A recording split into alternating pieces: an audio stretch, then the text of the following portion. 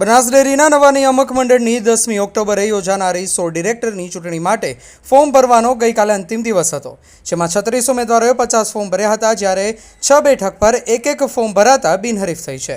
જોકે બાકીની 10 બેઠકની ચૂંટણી માટે ક્યાંક 2 તો ક્યાંક 7 ફોર્મ ભરાયા છે। ત્યારે આજે પાલનપુર કલેક્ટર કચેરીએ ફોર્મની ચકાસણી કરાઈ હતી, જેમાં તમામ ફોર્મ માન્ય રહ્યા હતા। બનાસ ડેરીની ચૂંટણીને લઈ રાજકીય ગરમાવો જોવા મળી રહ્યો છે। હવે ચૂંટણીમાં નો કોમેન્ટ્સના સૂર જોવા મળી રહ્યા છે। પૂર્વ કેન્દ્રીય મંત્રી હરી ચૌધરી સામે વાંધો ઉઠાવનાર બનાસ ડેરીના વર્તમાન ડિરેક્ટર ભરત ચૌધરીએ માત્ર 4 કલાકમાં જ વાંધો પરત ખેંચ્યો હતો। મીડિયાએ આ અંગે સવાલ પૂછતા તેઓએ કહ્યું કે નો કોમેન્ટ્સ એ મુદ્દો હું નહીં કહું।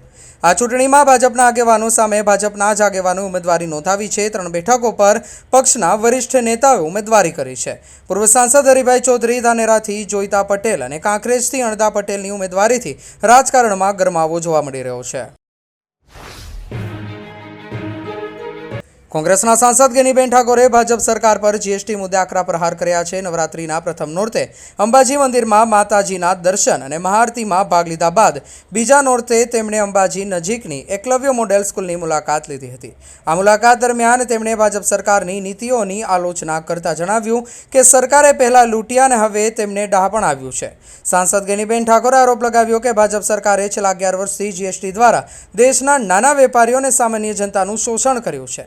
તેમણે કહ્યું કે 50 વર્ષમાં નુકસાન ન થાય તેનાથી વધુ જીએસટીમાં લોકો લૂંટાયા છે। તેમના મતે જીએસટીથી દેશની અર્થવ્યવસ્થા ડૂબી ગઈ છે અને સરકારે આ ભૂલ માટે દેશની જનતાની માફી માંગવી જોઈએ।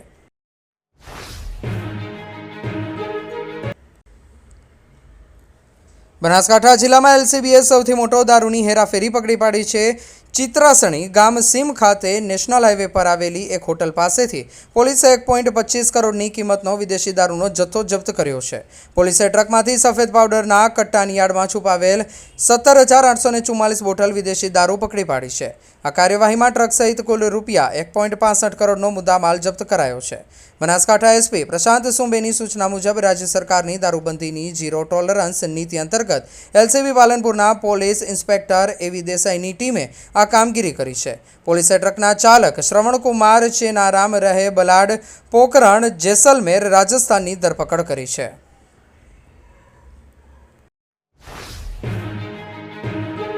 થરાદ મીઠા હાઈવે પર વરસાદી પાણી ભરાઈ જતા શૈક્ષણિક સંકુલોમાં અભ્યાસ કરતા વિદ્યાર્થીઓને શિક્ષણ કાર્ય માટે અન્ય રસ્તાની વ્યવસ્થા કરવી પડી। અતિ ભારે વરસાદને કારણે થરાદ નગરપાલિકા વિસ્તારમાં કેટલીક જગ્યાએ વરસાદી પાણી ભરાયા છે, જેવા કે કૃષ્ણાનગર, શેલણનગર, રાજેશ્વર સ્કૂલ તેમજ મીઠા હાઈવે પર પાણી ભરાયેલા હોવાથી પાણીનો નિકાલ કરવાની નગરપાલિકા તંત્ર દ્વારા કામગીરી હાથ ધરવામાં આવી છે, પરંતુ સતત વરસાદી પાણીનો પ્રવાહ શરૂ રહેતા સંપૂર્ણ પાણીનો નિકાલ કરવા હજુ લગભગ 5-1 દિવસનો સમય લાગે તેવું જણાવાઈ રહ્યું છે, જેથી મીઠા હાઈવે પર આવેલા આદર્શ નિવાસી શાળા, મોડલ સ્કૂલ, સાયન્સ કોલેજ, સમરસ ગર્લ્સ હોસ્ટેલ તેમજ વિનય અને વાણિજ્ય કોલેજ જેવી શૈક્ષણિક સંસ્થાઓ આવેલી છે, જેમાં 200થી વધુ વિદ્યાર્થીઓ અભ્યાસ કરી રહ્યા છે। ત્યારે તમામ શૈક્ષણિક સંસ્થાઓના મુખ્ય પ્રવેશદ્વાર તેમજ શૈક્ષણિક સંકુલોમાં વરસાદી પાણી હોવાથી વિદ્યાર્થીઓને અભ્યાસક્રમ ચાલુ રાખવા 1.5 કિલોમીટર ફરતે કાચા નેળીએ રસ્તો બનાવવાની ફરજ પડી છે, જેથી વિદ્યાર્થીઓને આવવા જવામાં મુશ્કેલી વેઠવી પડે છે, જ્યારે સરકારી આર્ટ્સ એન્ડ સાયન્સ કોલેજ અંતર્ગત અન્ય જગ્યાએ સ્થળાંતર કરવાની ફરજ પડી છે।